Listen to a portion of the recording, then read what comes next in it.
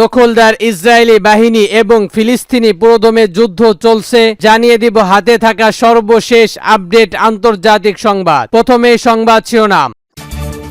ইউক্রেনকে রাশিয়ার আরো গভীরে হামলার অনুমতি দেবে যুক্তরাষ্ট্র। আরো জানিয়ে দিব গাজা ইসরায়েলে হামলায় আরো 40 ফিলিস্তিনি নিহত। আরো জানিয়ে দিব কমলা হ্যারিসের সঙ্গে আর কোনো বিতর্ক চান না ডোনাল্ড ট্রাম্প। আরো জানিয়ে দিব কুর্স্ক অঞ্চলে পাল্টা হামলা রাশিয়ার। সর্বশেষ জানিয়ে দিব বাংলার মানুষের কাছে ক্ষমা চাইলেন মমতা ব্যানার্জি। শুনছিলেন সংবাদ শিরোনাম, এরপর বিস্তারিত। তার আগে আমাদের ভিডিওটি যদি ভালো লেগে থাকে তাহলে লাইক কমেন্ট শেয়ার করে দিবেন, আর আমাদের ভিডিওটি সর্বপ্রথম পেতে চ্যানেলটিকে সাবস্ক্রাইব করে রাখবেন। ইউক্রেনকে রাশিয়ার আরো গভীরে হামলার অনুমতি দিবে যুক্তরাষ্ট্র। এবার শুনুন বিস্তারিত। যুক্তরাষ্ট্রে বৃহস্পতিবার ইঙ্গিত দিয়েছে যে ইউক্রেন জুড়ে বিমান হামলা চালানোর জন্য মস্কোর যে অস্ত্র মোতায়েন করেছে তা ধ্বংস করতে ইউক্রেনকে রাশিয়া আরো গভীরে ক্ষেপণাস্ত্র নিক্ষেপের অনুমতি দেওয়া হতে পারে। ওয়ারসাতে এক সংবাদ সম্মেলনে যুক্তরাষ্ট্রের পররাষ্ট্রমন্ত্রী অ্যান্টনি বিলকেটস বলেন, রাশিয়ায় অগ্রসরের বিরুদ্ধে কার্যক্রমভাবে ক্ষমতার জন্য ইউক্রেনকে হাতে থাকা উপায়গুলো সহ আমরা আরো কিছু ব্যবহার অনুমতি দেব। তিনি আরো বলেন, যুক্তরাষ্ট্র ও তারা মিত্ররা সবসময় ইউক্রেনের যোদ্ধাদের প্রয়োজনীয় বিবেচনা নিবে। ইউক্রেনের প্রেসিডেন্ট ভ্লাদিমির জেলেনস্কি বৃহস্পতিবার বলেন, ইউক্রেনকে রাশিয়ার ভূখণ্ডে আরো গভীর আঘাত করার অনুমতি দেওয়ার বিষয়ে কিয়েভের পশ্চিমা মিত্রদের দ্বিতীয় সুযোগ নিচ্ছেন মস্কো। চ্যালেঞ্জিং বলেন, এর প্রক্রিয়া বিলম্ব করে রাশিয়া এসব সামরিক লক্ষ্য ব্যবস্থায় রাশিয়া আরো গভীর হামলা করে যাচ্ছে। মস্কোর ড্রোন হামলা। ইউক্রেনকে সর্বত্র যুক্তরাষ্ট্র ও তার মিত্ররা ইউক্রেনকে চলমান ক্ষেপণাস্ত্র সরবরাহ সত্য দিয়েছে, যা তারা রাশিয়ার সঙ্গে আরো গভীর আক্রমণ করতে পারবে না।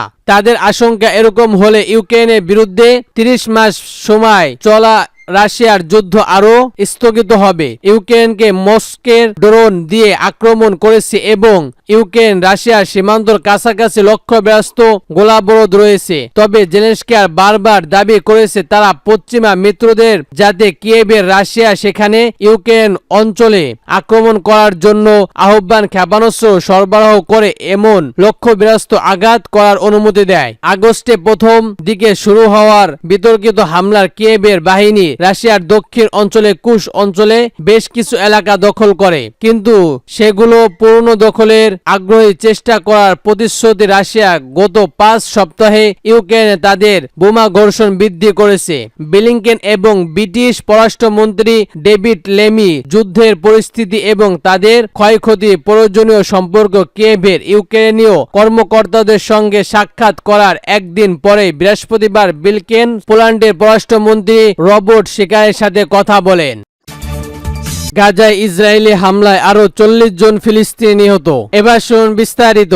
অবরুদ্ধ গাজায় ভূখণ্ডে ইসরায়েলি হামলায় আরো 40 জন ফিলিস্তিনি নিহত হয়েছে। এতে করে উপত্যকায় নিহত সংখ্যা 41,100 জনে পৌঁছেছে। এছাড়া গত বছরের অক্টোবর থেকে চলমান এই হামলায় এখন পর্যন্ত 95,000-এর বেশি ফিলিস্তিনি আহত হয়েছে। শুক্রবার সংবাদ মাধ্যম আল জাজিরা এক প্রতিবেদনে এ তথ্য জানিয়েছেন। সংবাদ মাধ্যমটি বলেছে, ইসরায়েলের সামরিক বাহিনী গাজায় তাদের অগ্রসরে অব্যাহত রেখেছে এবং আরো 40 ফিলিস্তিনিকে হত্যা করেছে। এছাড়া গাজায় জাতিসংঘের পরিচালিত একটি স্কুল হামলা চালিয়েছে। কমপক্ষে 18 জনকে হত্যা করার দায় আন্তর্জাতিক নিন্দার সম্মুখীন হয়েছে। এই হামলায় নিহতদের মধ্যে জাতিসংঘের 6 জন সহকারী কর্মীও রয়েছে। এদিকে পৃথক প্রতিবেদনে বার্তা সংস্কার আন্দোলন বলেছে, গাজায় উপত্যকার ইসরায়েলি চলমান হামলায় কমপক্ষে আরো 34 জন ফিলিস্তিনি নিহত হয়েছে। এতে করে গত বছর অক্টোবর থেকে এখন পর্যন্ত মোট মৃত্যুর সংখ্যা 41,118 জনে পৌঁছাইছে। বৃহস্পতিবার অবরুদ্ধ এই ভূখণ্ডে স্বাস্থ্য মন্ত্রণালয় জানিয়েছে।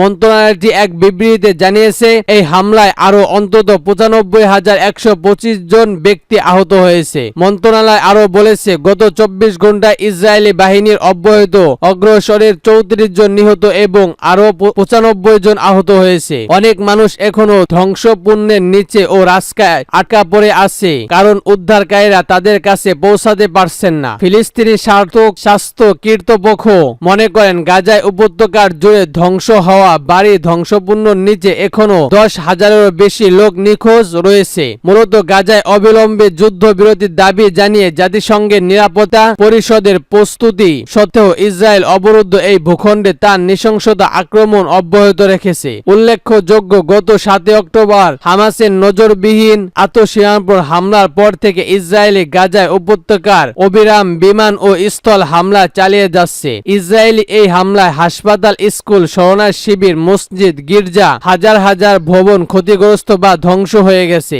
এছাড়া ইসরায়েলি অগ্রসরের কারণে প্রায় 20 লাখেরও বেশি বাসিন্দা তাদের বাড়িঘর ছাড়তে বাধ্য হয়েছে। অবরুদ্ধ এই ভূখণ্ডে 60% অবকাঠামো ক্ষতিগ্রস্ত বা ধ্বংস হয়ে গেছে। ইসরায়েলি আন্তর্জাতিক বিচার আদালতে গণহত্যার অভিযুক্ত হয়েছে। আরো জানিয়ে দিব, কমলা হ্যারিসের সঙ্গে আর কোনো বিতর্ক চান না ডোনাল্ড ট্রাম্প। এবার শুনুন বিস্তারিত।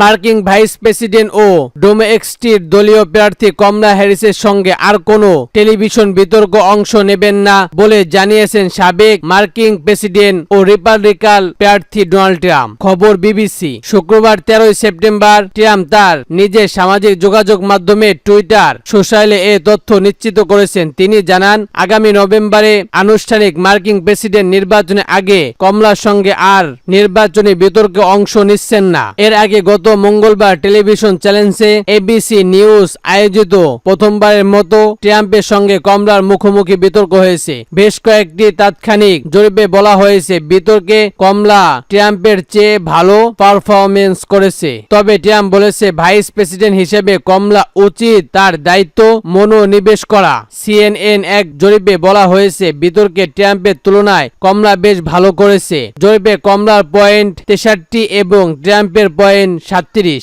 এছাড়া ইউরোপের জরিপে অনুযায়ী বিতর্কে কমলা ও ট্রাম্পের পয়েন্ট যথাযথ 43 ও 32%। আরো জানিয়ে দিব, কুর্স্ক অঞ্চলে পাল্টা হামলা রাশিয়ার। এবার শুনুন বিস্তারিত। গত মাসের শুরুর দিকে সীমান্তবর্তী রাশিয়ার কুর্স্ক অঞ্চলে স্থল অভিযান শুরু করে ইউক্রেন। সম্প্রতি সেখানে বড় ধরনের পাল্টা অভিযান শুরু করে রাশিয়ার কয়েকজন ব্লগার ও দেশটির একজন শ্রেষ্ঠ কমান্ডার এ তথ্য নিশ্চিত করেছেন। ইউক্রেন সম্প্রতি পর্যবেক্ষণ জানান, রাশিয়ার কুর্স্ক অঞ্চলে অধিকৃত অঞ্চলে ব্যাপক লড়াই চলছে। রুশ সেনারা ইউক্রেনের সেনাদের হাত থেকে সম্ভাব্য কিছু গ্রাম পুনর্বদ্ধ করেছে। রাশিয়ার সেনারা ইস্তগেল দক্ষিণ মামলায় নদীর পূর্ব দিকে ইউক্রেন সেনাদের পিছু হাঁটতে বাধ্য করেছে। রাশিয়ার প্রতিরক্ষা মন্ত্রণালয়ের দাবি, কয়েকটি গ্রামে তারা ইউক্রেনের সেনাদের পরাজিত করতে পেরেছে। তবে এসব তথ্য স্বাধীনতাভাবে যাচাই করা সম্ভব হয়নি। অন্যদিকে ইউক্রেন এ বিষয়ে তাৎক্ষণিকভাবে কোনো মন্তব্য করেনি। আজ শুক্রবার মেজেস অ্যাপ টেলিগ্রামে ইউরোপের বিমান বাহিনীর এক বিবৃতিতে জানান, বৃহস্পতিবার দিবাগত রাতে তারা রাশিয়ার সু-68 ধরনের 44টি ড্রোন ভূপাতিত করতে পেরেছে। একই সময় রুশ বাহিনীর 5টি ক্ষেপণাস্ত্র ছুড়েছে বলে উল্লেখ করেছেন। The university of the stall of wass জানায়, এই মুহূর্তে কুর্স্ক অঞ্চলে রাশিয়ার পাল্টা হামলা নিয়ে কোনো উৎসাহ টানা যথাযথ হবে না। প্রতিবেদনে বলা হয়েছে, রুশ সেনারা কুর্স্ক অঞ্চলে পাল্টা হামলা শুরু করেছেন। উত্তর পূর্ব ও ইউক্রেনের দক্ষিণ 10-11 সেপ্টেম্বর বেশ কিছু গ্রাম দখল করে নিয়েছে। এদিকে কিয়েভের সফর শেষে যুক্তরাষ্ট্রের পররাষ্ট্রমন্ত্রী ডেভিড ল্যামি ও মার্কিন পররাষ্ট্রমন্ত্রী অ্যান্টনি ব্লিংকেন পোল্যান্ড ফিরে এসেছেন। তারা বুধবার দিবাগত রাতে কিয়েভের থেকে ট্রেনে ওঠেন। আজ স্থানীয় সময় সকাল 6টায় পোল্যান্ডের পূর্ব অঞ্চলে প্রবেশ করেন। এর আগে তিনি বুধবার কিয়েভের ইউক্রেনের প্রেসিডেন্ট ভলোদিমির জেলেনস্কির সঙ্গে সাক্ষাৎ করেন। ইউক্রেনে পশ্চিমাদের দেওয়া দূরপাল্লার ক্ষেপণাস্ত্র দিয়ে রাশিয়ার ভেতরে গুরুত্বপূর্ণ সামরিক স্থাপনা হামলার বিষয়ে বিধিনিষেধ উঠে নেওয়ার ব্যাপারে শক্তিশালী ইঙ্গিত দিয়েছেন মার্কিন পররাষ্ট্রমন্ত্রী। এই বিষয়ে হোয়াইট হাউস নিজেদের মধ্যে একই মন্তব্য করেছেন। যুক্তরাজ্যের সরকারি সূত্রগুলো ইঙ্গিত দিয়েছে, রাশিয়ার ভিতরে লক্ষ্যবস্তু ক্ষেপণাস্ত্র দিয়ে হামলা অনুমোদনের বিষয়ে এরই মধ্যে সিদ্ধান্ত নেওয়া হয়েছে। তবে আগামী শুক্রবার ওয়াশিংটন প্রধানমন্ত্রী কিয়েভ স্টল ও মার্কিন প্রেসিডেন্ট জো বাইডেন বৈঠক থেকে এই বিষয়ে আনুষ্ঠানিক ঘোষণা আসার সম্ভাবনা নেই। আরো জানিয়ে দিব বাংলার মানুষের কাছে ক্ষমা চাইলেন মমতা। এবার শুনুন বিস্তারিত। ভারতের পশ্চিমবঙ্গের রাজ্যের মুখ্যমন্ত্রী মমতা ব্যানার্জির আরজিকর কমান্ডোর প্রতিবেদনে আন্দোলন চিকিৎসকের সঙ্গে বৈঠকের জন্য 2 ঘন্টার বেশি সময় থেকেও তাদের দেখা পায়নি। পরে সাংবাদিক সম্মেলনে করে বাংলার মানুষের কাছে ক্ষমা চেয়েছেন মমতা। মূলত বৃহস্পতিবার থেকে কলকাতায় স্থল ভবনের সমান্তে ধর্মঘাট বসতে শুরু করে চিকিৎসকরা। পরে তাদের সংস্কার বৈঠক বসতে চান মুখ্যমন্ত্রী। তবে প্রথম থেকেই বৈঠকে সবার জন্য 2টি শর্ত জুড়ে দেন চিকিৎসকরা। এই বৈঠকে সরাসরি সম্প্রতি এবং 30 জন প্রতিনিধি নিয়ে নবায়নের বৈঠক করতে চেয়েছিলেন আন্দোলনকারীরা। তবে এই 2 শর্তের আপত্তি জানায় রাজ্য সরকার। বৈঠকে সত্ত্বেও যাওয়ার সময় বৃহস্পতিবার মমতা বলেন, তিনি 3 দিনের সাধারণ করতে পারলাম না। বাংলার মানুষের কাছে ক্ষমা চাইছি। যারা নবায়ন সময় এসেছে বৈঠকে এলো না তাদের আমি ক্ষমা করলাম। আমাকে অনেক সম্মান করা হয়েছে, আমার সরকারকে সম্মান করা হয়েছে, অনেক ভুল বোঝাবুঝি হয়েছে, সাধারণ মানুষ বুঝেছে আমি পদত্যাগ করতে রাজি আছি, কিন্তু ওরা বিচার চায় না, চেয়ার চায়। আশা করি মানুষ সেটা বুঝবেন। এদিন মমতা বলেন, অনেকেই আন্দোলনকারী বৈঠক করতে আগ্রহী ছিলেন, কিন্তু বাহির থেকে নিষেধাজ্ঞা এসেছিল। দুর্নীতি জন রাজি হয়নি। আমি মানুষদের কাছে ক্ষমা চাইছি, ডক্টরদের অনুরোধ করছি কাজে ফিরতে। পদত্যাগ করতে রাজি হয়েছেন জানিয়ে রাজ্যের মুখ্যমন্ত্রী বলেন, কেউ কেউ বিচার চায় না, ক্ষমা চান ক্ষমতার চেয়ার।